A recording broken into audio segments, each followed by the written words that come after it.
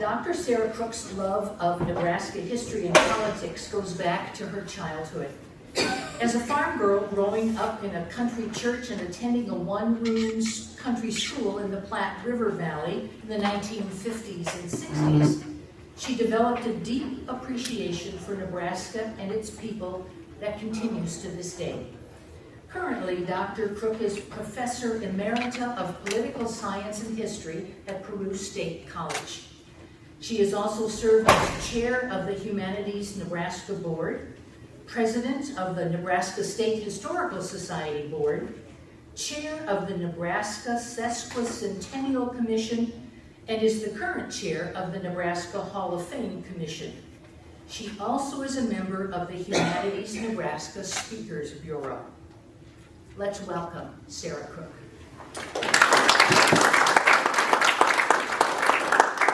When I hear that introduction, I think, oh yeah, I am just kind of bossy. Share everything. But I do love sharing my love of Nebraska. So I'm going to talk about how Nebraska became a state. Well, to do that, you have to start with territorial status. So, the Nebraska Bill.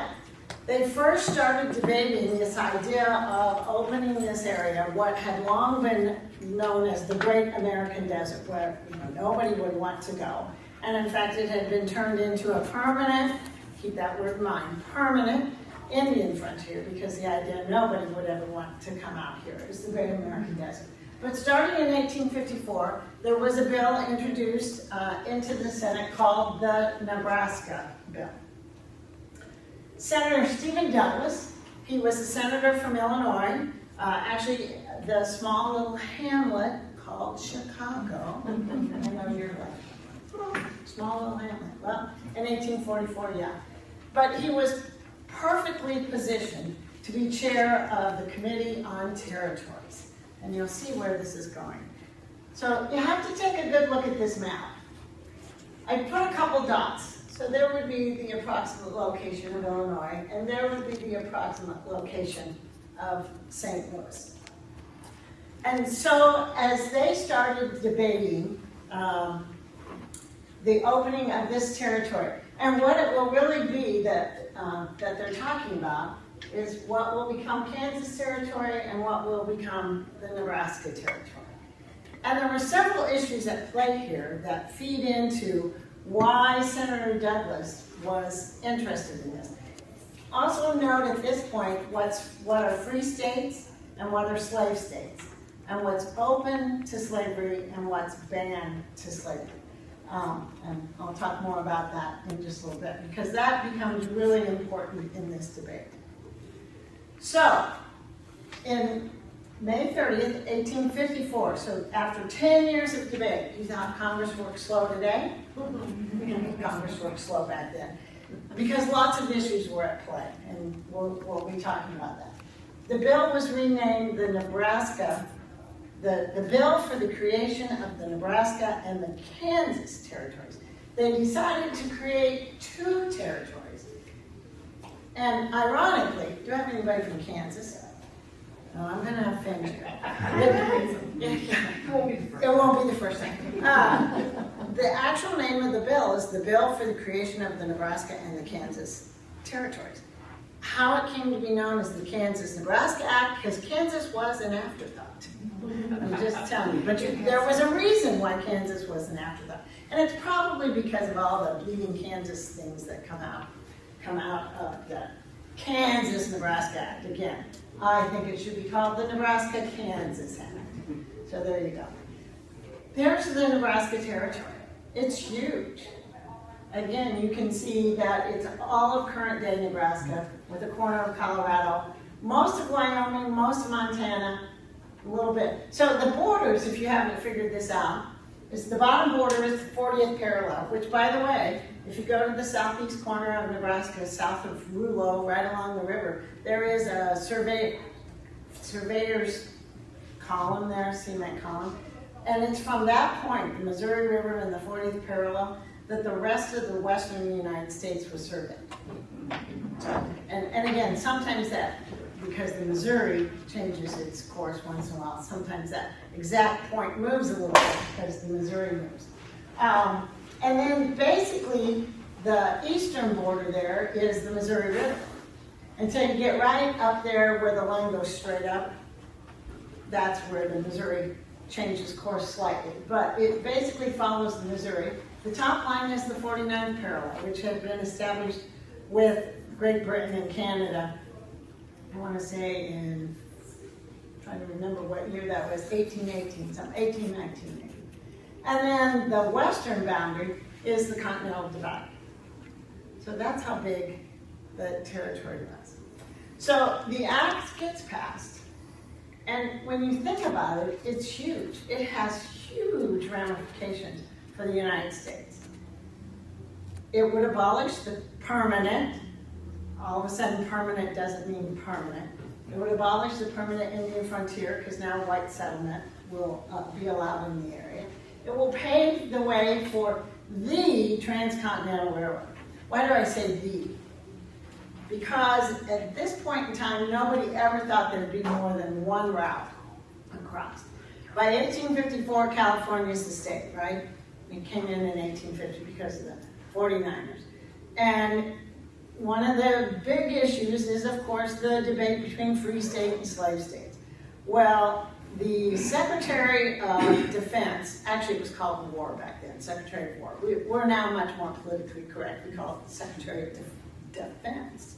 But back then it was the Secretary of War. Secretary of War was Jefferson Davis. Oh yeah, he'll become the president of the Confederacy. Well, obviously he wanted a southern route. He wanted a route that went through the South, Texas, and in fact, he was responsible for the Gadsden Purchase, which is that little bottom part of Arizona and New Mexico, because it gave the Gadsden River Valley, and he thought that would be a great way. The argument was it was an all-weather route, you wouldn't run into blizzards, et cetera, et cetera. Well, remember, who's the chair of Committee on Territories? Senator Douglas, and where is he from? Chicago. He wants the Transcontinental Railroad to go through the middle of the United States. But to do that, you've got to set up a government in the middle of the United States. It can't be a permanent Indian frontier.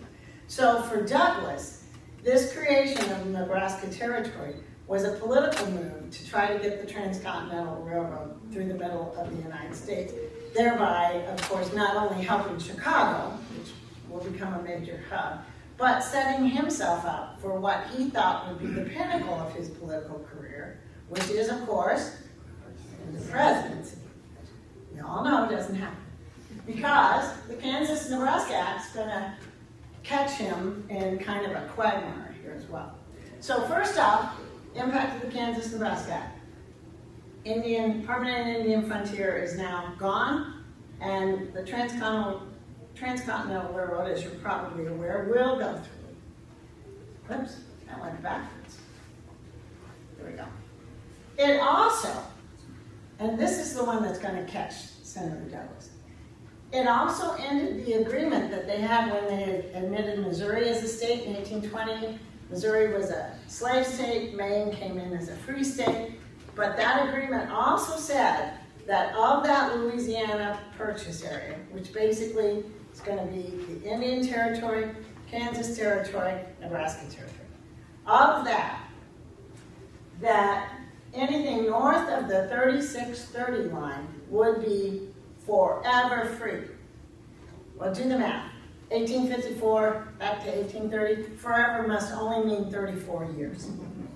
So now you have a new definition for forever. It's 34 years. Because the Kansas-Nebraska Act, and Douglas was part of this architecture, was that the people of those territories would decide whether they're going to have slaves or not. It's called popular sovereignty. They had done that with the New Mexico and Utah territories in the Compromise of 1850, that let California in as a free state. That concept had first come up, and again, it sounds very politically safe. Let the people that live there decide whether they want to have slaves or not. Popular sovereignty was the term. But that right there, this forever free, is what then invigorated the Underground Railroad. Because all of a sudden, that area that they had been promised would be forever free is now open to slavery. And that set the abolitionists into motion. And they'll become involved even in the Nebraska.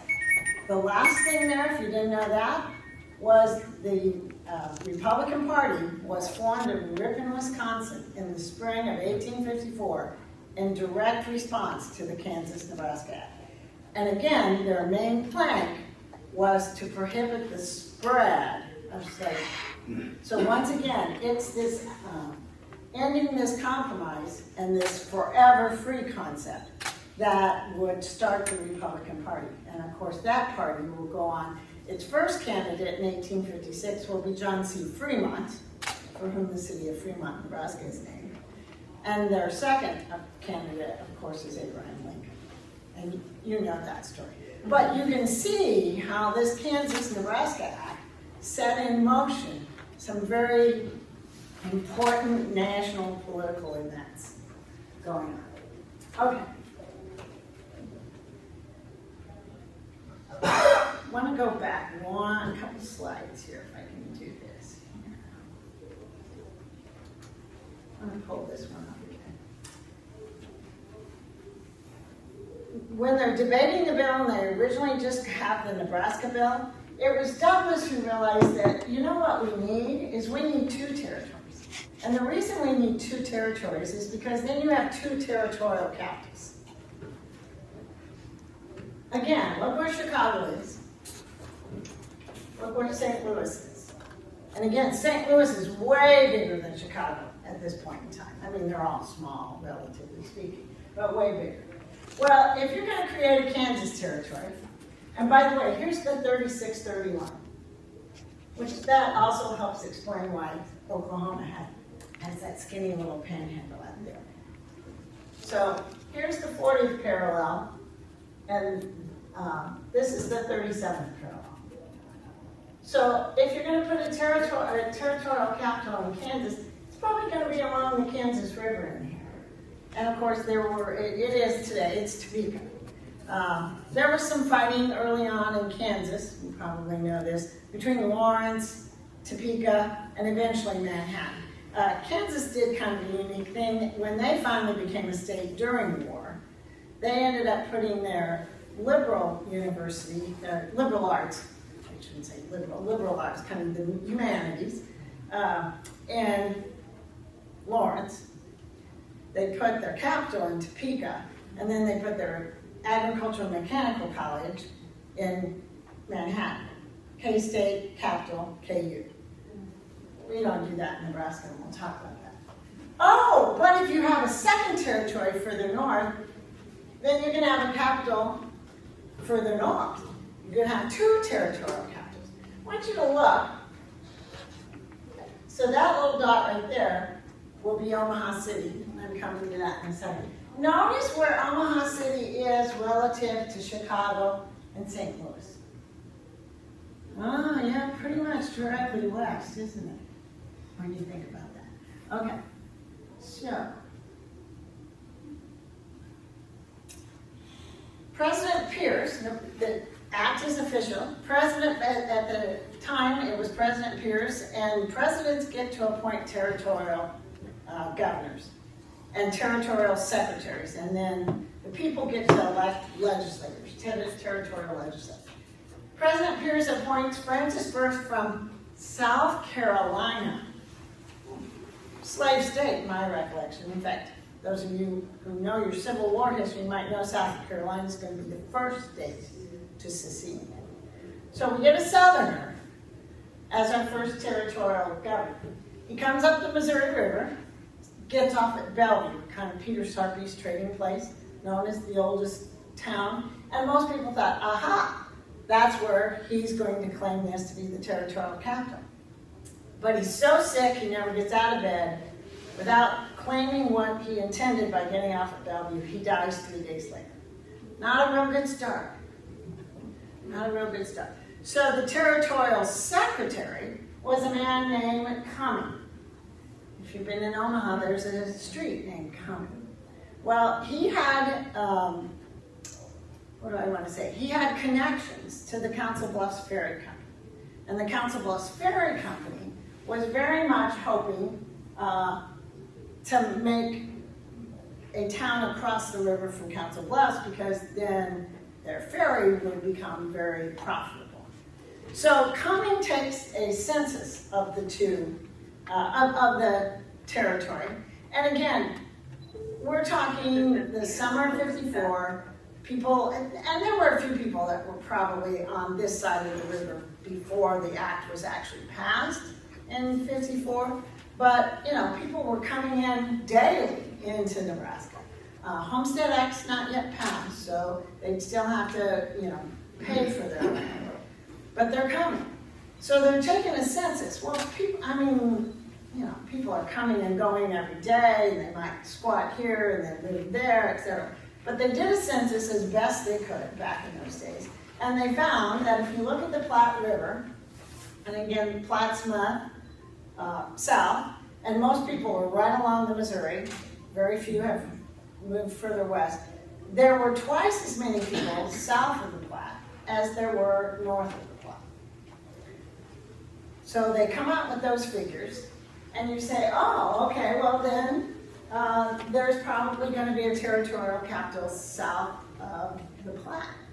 But no, Cumming instead says, no, we're going to make it up here further north. We're going to make it, and they called it Omaha City.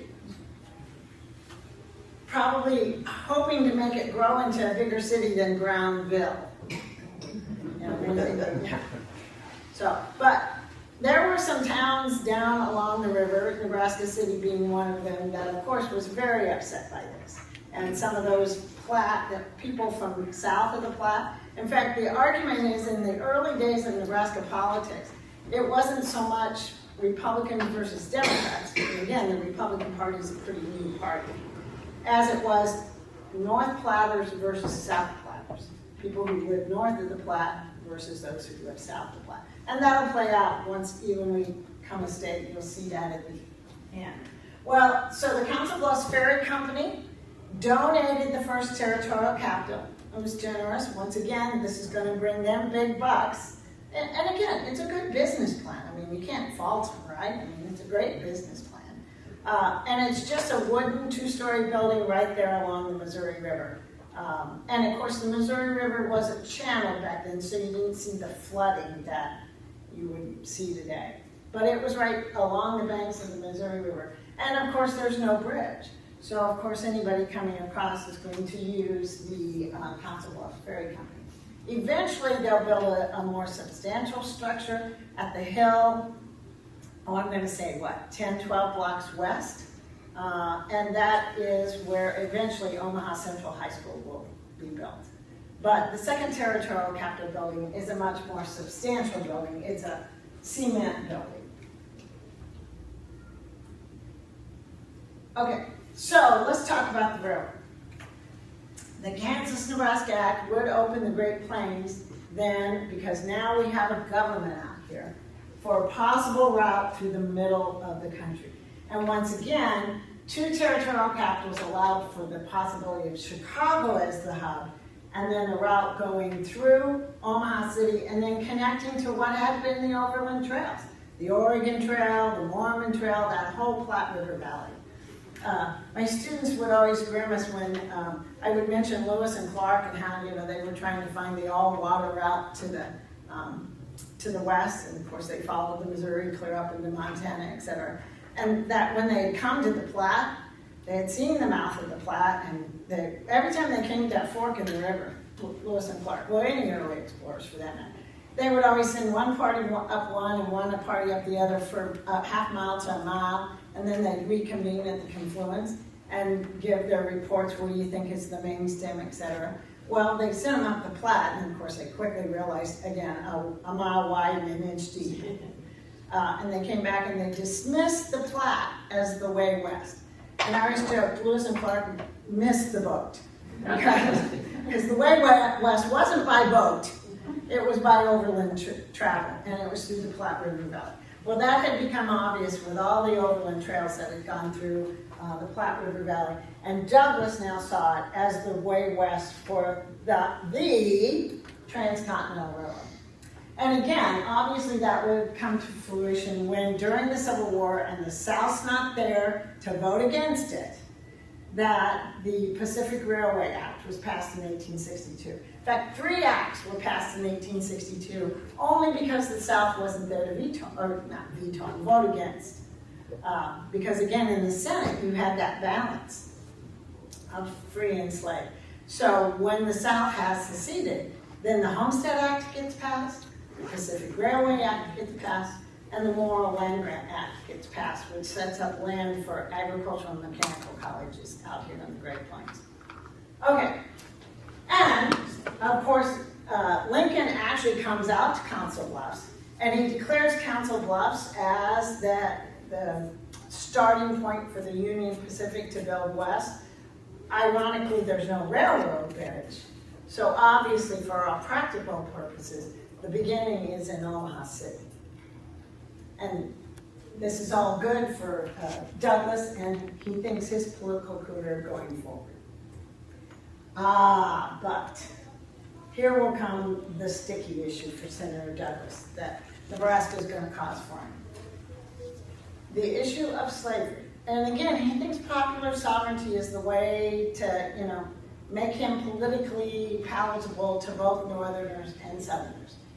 So the Nebraska Territorial Legislature passes a bill to outlaw slavery in the territory, but it's vetoed and coming soon replaced, don't remember exactly who the next governor is, there's several of them in our territorials. In fact, they would come and go. Being territorial governor of Nebraska wasn't exactly like the prime political appointment people wanted. Imagine telling your wife, we get to go to the new Nebraska territory. Oh boy. And probably like, oh, I really don't want to go. So we had a whole series of territorial governors during that time. But the Supreme Court had declared in 1857, so not too long after we'd become a territory, that territories could not ban slavery.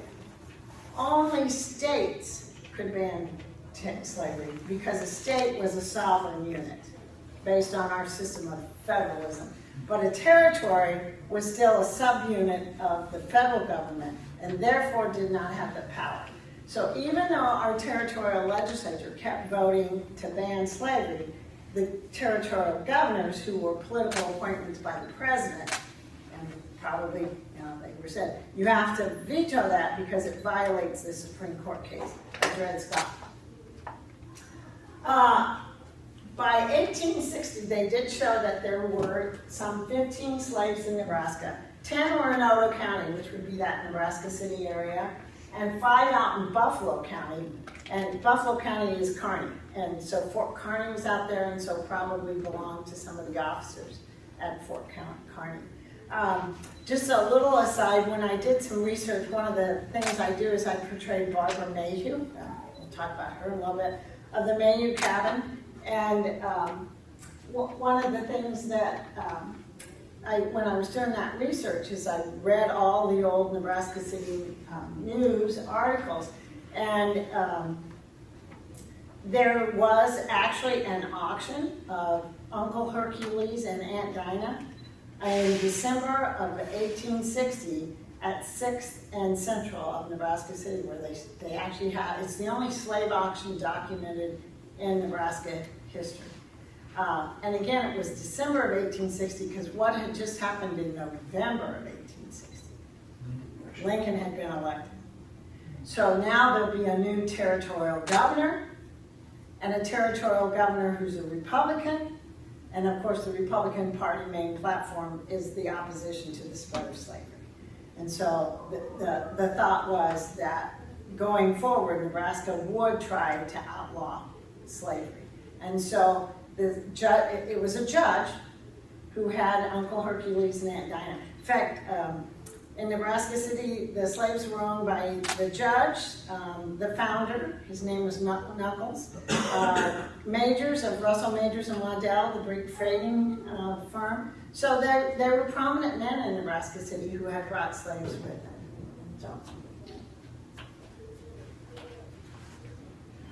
So Nebraska gets a little bit of attention with the Underground Railroad. So I know it's kind of dark, but this is Missouri, Kansas, Nebraska, Iowa. And you can see the various routes.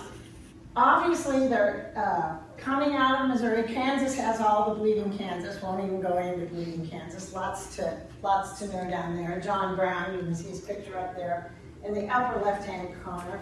Jim Lane's down here in the bottom right-hand corner.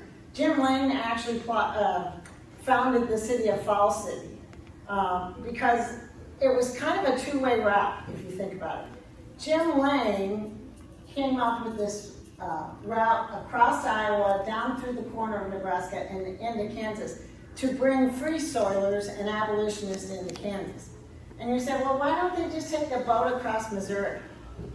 Because Missouri would board their boats, throw their stuff overboard, usually allow them to swim to shore and then sink their boat. If you're an abolitionist or free soiler trying to get to Kansas, you can't come on the Missouri River because the Missourians aren't going to let you come. They're going to make sure you stop. So the way they come instead is through Iowa, the corner of Nebraska, and then down into Kansas. But then that same trail, the Jim Lane Trail, bringing those people into Kansas, will become the Underground Railroad Trail, bringing slaves out.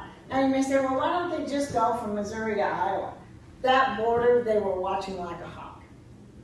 So to go directly from Missouri into Iowa was not possible.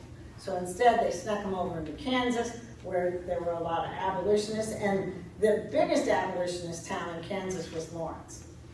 In fact, little Kansas history I'm going to throw in here. Maybe you don't know this. That these people were called border ruffians, sometimes also known as bushwhackers. In fact, there's a bushwhacker museum down here in Nevada, Missouri. I've been there, and I took students there, and I said, when you get there, don't talk about John Brown, because they don't like John Brown. And you know, this was like 2012. Civil War's been over a long time. But you don't talk about that. So bushwhackers, border ruffians, are the Missourians. This little town over here, here's Lawrence. And Lawrence, full of abolitionists. Reverend Beecher, Harriet Beecher Stowe's brother, who was an abolitionist, a minister. They actually ransacked Lawrence several times, both before and during war. So the border ruffians from Missouri called those people in Lawrence. They wanted to come up with the nastiest name they could think of. And so they came up with two of the most obnoxious birds and put it together. And it's called a jayhawk. A jayhawk. So a blue jay and a chicken hawk is the idea. And so they called them jayhawkers, which was meant to be a derogatory term. But of course, those abolitionists in Lawrence said, we squawk for what we believe. And they took that, and then of course it became the mascot for KU when it became the liberal arts college. But you can see, they'll bring them up. There is a marker there called the Battle of the Spurs, just north of Holton, Kansas. And then they come into Falls City area. They have to stay away from Rulo, because Rulo's full of people who support slaves. But Falls City was a high point in Nemaha County that then became a safe haven. And so there's been some documentation of the Dorrington family down there. Some of you might know the name Judge Dundee. He was involved in the Standing Bear trial. Well, he started his career in Falls City as a judge. And they think, and again, it's hard to document most of this because nobody documented it. You didn't want to document that you were helping with the Underground Railroad. But so Judge Dundee and the Dorringtons in Falls City. Then north of that, they believe the Russell family, and we have actually found, there's a woman who wrote, Alice Minnick, wrote about when she was a teenager, she went over to see the Russell family, and there had been rumors that they were one of those spots on the Underground Railroad, that when she went downstairs to get something out of the cellar for supper, that her friend, the Russell girl, said, "Don't worry, they won't hurt you." And she wrote, "All I saw was white eyeballs." So that's one of our documentations that we have. And we know where that cabin is and that cellar. It's an abandoned place now, but we know where it's at. From there, they came on up to the Brownville area. We believe the Kennedy family was one of their safe places. And then, of course, from there, they came on up to Camp Creek. And part of the reason I did some research on Barbara Mayhew was when she dies, and I just heard the end of the Abigail Adam presentation over here. Barbara Mayhew lived in Nebraska City, but then her husband dies in 1862, and of course she has no property rights. Most of it goes to her kids, her older kids. And so she ends up marrying a guy from Iowa, who was part of the Underground Railroad. He gets shot in the back. And so then her later years, she goes to live with her father, Abraham KG, who lives in the Camp Creek area, which is where I live, and so with my husband John. So at that point, she ends up in the Camp Creek area and is buried out there. But Abraham was there in the 1850s, her dad. So we assume that they were coming through and stopping at Abraham KG's area out there south of Nebraska City, and then from there on to Nebraska City. You may say, well, why Abraham KG and Barbara Mayhew? Because John Brown's right-hand man was John KG, Barbara's brother. And in fact, John KG will go on to be one of the first two killed at Harper's Ferry. Okay, moving on. I want to run out of time because I want to get to statehood. So there you can see Falls City, Nemaha City, the Russell Homestead's right in there. Brownville's kind of right in there. And then Peru, there was a guy in Peru called Martin Stovall. And then Camp Creek is kind of between Peru and Nebraska City, about right in here. And then Nebraska City. And then from there, they can cross the river over into Civil Bend, and Iowa was a free state. Not that people didn't try to track him down. There's a story of Knuckles from Nebraska City, who followed, he lost some slaves. He followed them all the way to Chicago and tried to get him out of Chicago, tried to capture him in Chicago. But the Chicago mob turned on him, and eventually they had to spirit him out of Chicago because he was trying to catch. And once you're in Chicago, then from there you get to Canada. And once you're in Canada, then you're home free. Okay. Yeah, you can see the Lane Trail. Keep going. There's that Mayhew cabin if you haven't seen it lately. And again, Barbara Mayhew was the sister to John KG. And KG was second in command in the John Brown Army, and will be among the first to die at Harper's Ferry. Okay, so end of slavery in Nebraska, and how Nebraska then transitions, so I have time for questions, how Nebraska transitions into being the first state that's going to be admitted after the Civil War. So President Lincoln, of course, elected November 1860, territorial legislature passed the law to outlay slavery. This time the territorial governor does not veto it. He sees the handwriting on the wall. The next territorial governor is going to be a Republican, and he's going to be replaced. And of course, it is Governor Saunders who's appointed by Lincoln in March of '61, almost immediately after he is sworn into office. Lincoln has that ready to go, and he will serve until statehood in 1867. In fact, one of the things that the State Historical Society or History Nebraska has in their archives is the top piece of paper on Abraham Lincoln's desk that it is believed he signed before he went to Ford's Theater in April of '65 was the reappointment of Governor Saunders to be the territorial governor of Nebraska. And so, of course, that paperwork came to Nebraska, and we believe it's Abraham Lincoln's last signature. cool when you think about it. It's sad for Abraham Lincoln. There you go. Okay. Now the question becomes, the war is ongoing. Nebraska is not a state. There were a few, Kansas comes in during the Civil War. West Virginia, of course, separates from Virginia and becomes a state. And that was over the slavery issue. So that's a whole nother story. And then in the fall of 64, so the war's still going, right? It doesn't end until April of 65. Congress reaches out to several states. One of them was Nevada, one of them was Nebraska, asking our territorial legislature to become a state. And you may say, why the fall of 64? Well, what's going to happen in November of 64? Presidential election. And of course, we haven't won the war yet. Some of Lincoln's own people are unhappy that it's still dragging on, and etc. And so the idea was, if Nebraska became a state, that it'd go Republican and give Abraham Lincoln more votes. Well, the Democrats in Nebraska were able to thwart that idea, by golly, and we really didn't have the population required to be a state yet. But again, neither did Nevada, and Nevada did become state in November, just before the election in November of 1864. But the Democrats defeated. Again, they said, "Oh, we'll have to draft people because the war is still going." At this point, there were quite a few Nebraskans who fought in the Civil War, but they were all volunteers. If you're a territory, there's no required draft. And of course, taxes. So just so you think we're not the only people in this day and age worried about taxes, they worried about it back then.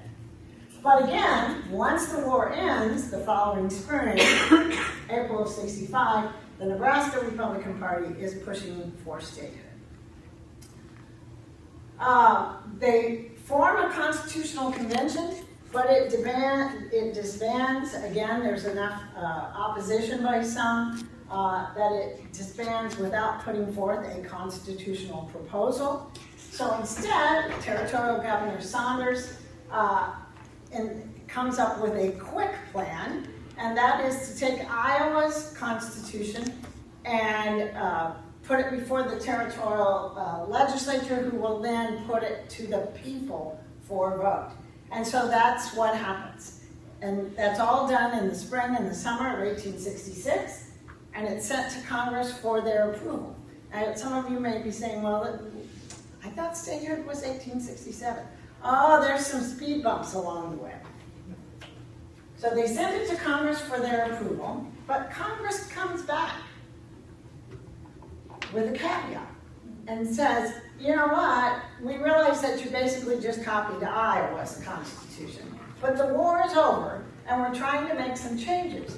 And one of the changes we would like to make is to give black men the right to vote. Well, Iowa's constitution didn't allow for it. Iowa became a state in 46. So, we're talking 20 years later.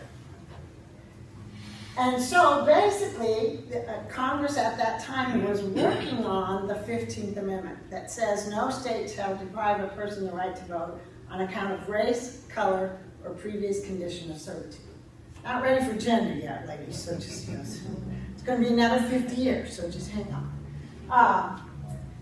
So basically what they were saying to Nebraska is, we need you to agree to give black men the right to vote, kind of pre-ratifying the 15th Amendment, because the 15th Amendment has not yet been ratified. Congress proposes, but who ratifies? The states. It takes 3/4 of the states to ratify. So it hasn't been ratified yet. Nebraska legislature at this point was like, it's not a problem. First off, there's not that many blacks in Nebraska. And what slaves were in Nebraska are free, because the 13th Amendment has been ratified, which of course bans slavery. So, Nebraska legislature says, no problem. One more hiccup. Who knows who's the president at this point in time?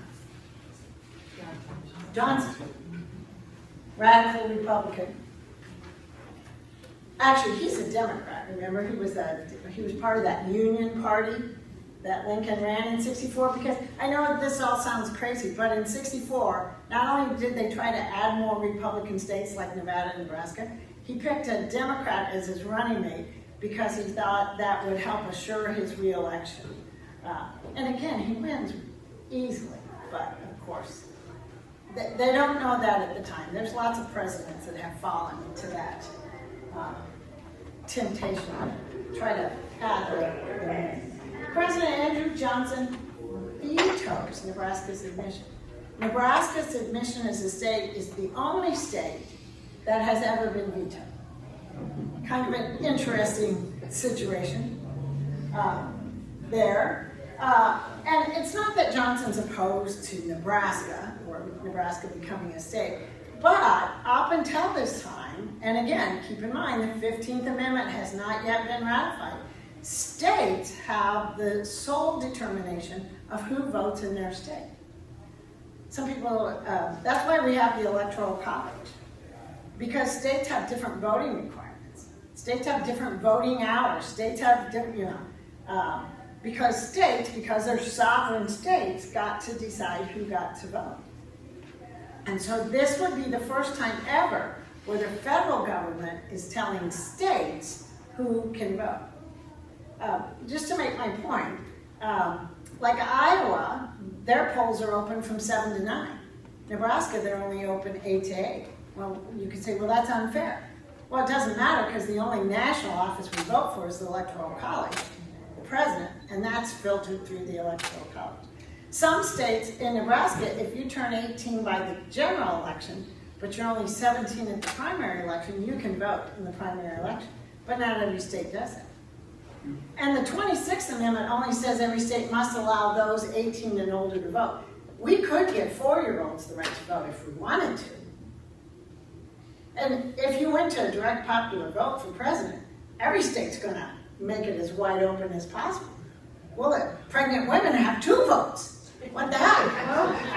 I mean, really, think about it. So there you go. Well, anyhow, states have the sole right to determine voter eligibility, which Johnson said, so you can't make Nebraska give black men the right to vote because that's up to Nebraska. And so he vetoes it.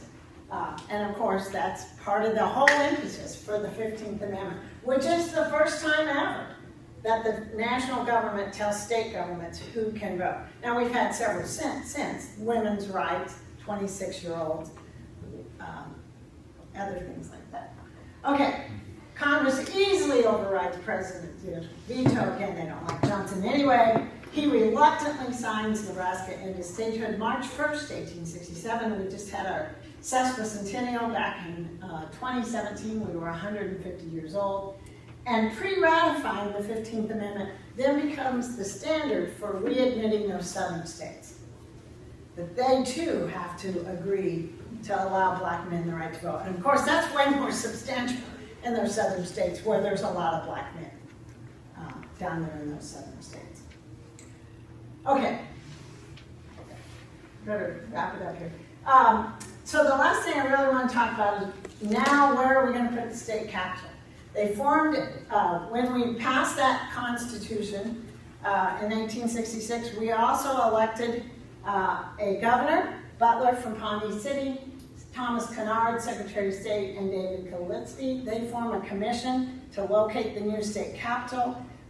They basically have a circle that goes from Omaha up to Fremont, kind of the northern edge of the Platte River, North Bend area, and then down, it didn't include Norfolk, sorry, and then kind of that southeast Nebraska. And if you look, in that circle that they kind of drew is Lancaster, that little bitty town of Lancaster. And again, it revived that old South Platter versus North Platter argument. There was no river there, there's no railroad there, but these 3 men decided that's where we're going to put our new state capital. The original name was Capital City. They had a whole debate on how to spell the word capital. Omaha hoping that they could, derail it that way. And finally, Omaha legislators finally had one last attempt to derail moving the capital from Omaha City to Lincoln by offering a name change of Lincoln. Because who's not going to like the name Lincoln? Democrats. And so they were hoping that if you combine the North Platters with those Democrats that were South Platters, that it would fail to move because they wouldn't accept the name Lincoln. So those South Platte Democrats probably had to go, oh, hold my nose and vote for it to move it. That they'd rather move it south of the Platte, even if it had to be named after a Republican president, than leaving it in Omaha City. Tough choice to make, but they held their nose and they did it. Yeah. I threw this picture in because I think it's real interesting. Clear up in the kind of upper right-hand corner is that Lincoln statue. And you can see that this is 1912 that they did this.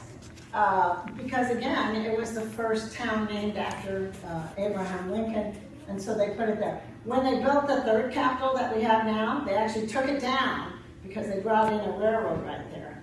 And that's how they built the third Capitol, the one we have now. And then when it was all done, they put the Lincoln statue back up. I just thought, that's a cool picture. So let me end with this. Was Nebraska's territorial status and our road to statehood, weaving a state, as you say, the prelude to the Civil War, forcing the nation to settle the issue of slavery, and again, forcing the nation to settle the issue of black male suffrage. We were very much involved, and I could throw in there from the Indian frontier going away, the Transcontinental Railroad going through the middle of the state. We were all very much part of that entire national debate, and gives us a rich history as a state. So, thank you very much. I'm going to take questions now. Sir. What was the population for the requirement to be a state? Oh, I want to say 200,000, and it was the Northwest Ordinance of, I think it was 1787. It was one of the very few things passed by the Confederation Congress before we wrote the, remember we had the Articles of Confederation? They set up the Northwest Ordinance, and I think it was 200. The number that sticks, you haven't taught American history for 2 years now. Now I'm forgetting those numbers. It's either 120,000 or 200,000. It was a lot of people for back then. Yeah. Yes? 60,000, 3 adult males. Okay, but Overall population. Overall population? And again, you're going to have more men in those new territories. Wasn't it that it is the Northwest Ordinance in there? Yeah. Oh, good, I remember that. Again, this is good for me to do these presentations again, because I'm used to it. Yeah. Apparently, was there any consideration given to locating the capital geographically centered? Oh, no, because nobody, in fact, they thought Lincoln was out in the boondocks. I mean, everybody, even in 1866, 67, was pretty much either right along the Missouri River or a little bit along the Platte. Lincoln was considered way west. What year was Norfolk founded? I should have looked. 1866 or 67. Oh, really? Okay. Well, you guys had to be in the boondocks then, so, that's way west. Yeah, I have some pictures of population of it, but yeah, it's all right along, and it's all along rivers, because again, that's how you got water, until they got the windmill. And once they got the windmill, you could move away from water. But until then, you had to be near water. What else can I answer? It's really interesting when you think about, oftentimes you all will hear the flyover state. I think the politics of how we became a state. And we had some issues with nothing like Kansas in terms of bleeding, but we certainly had some contentiousness over those issues. And throw in the railroad, and you throw in slavery and the Underground Railroad, et cetera. It makes for a real interesting. And then I find this whole who gets to vote idea really interesting. And of course, you all know that it was what sunk Douglas's career was when he and Abraham Lincoln were debating for the Senate seat out of Illinois. So that would have been in 1858, 2 years before the presidential election. Lincoln said to Douglas, so do you support popular sovereignty or do you support the Dred Scott decision? Well, so popular sovereignty said the people got to vote. Dred Scott decision said no, slavery was permitted in territories. Well, to make people happy in Illinois in 1858, he supported popular sovereignty. That's what cost him the Democratic nomination for president 2 years later, because the Southerners wanted him to say that supported Dred Scott. And so when the convention met in 1860, some of you might remember from American history, they ended up splitting and forming a Northern Democratic Party and a Southern Democratic Party. And if you know how the Electoral College works, that cemented Abraham Lincoln to be the winner. So, anything else? Well, thank you for being members.